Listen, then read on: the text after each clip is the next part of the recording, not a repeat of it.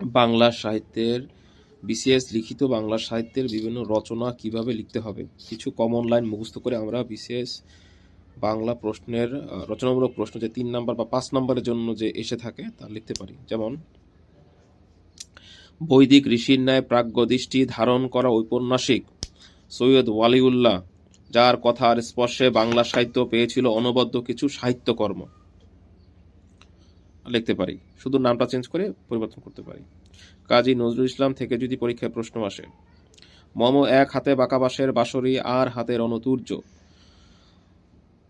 দ্রোহে রণকান্ত কবি, দ্রোহ চেতনার কবি, এলোকেশে ঝুষ্টি কবি কাজী নজরুল ইসলাম বাঁকা বাঁশের বাঁশুরি দিয়ে মানবতার জয়গান গেয়েছেন এবং এই মানবতাকে যারা লুণ্ঠিত করতে চেয়েছেন তাদের বিরুদ্ধে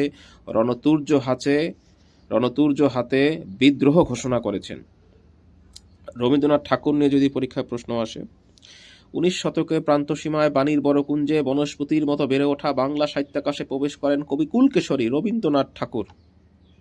সমাপ্তি তার অনবদ্য নির্মাণ। তার লেখায় তিনি প্রকৃতি, নারী পুরুষের প্রেমের জটিল সমীকরণের প্রাণবন্ত উপস্থাপনা করেছেন।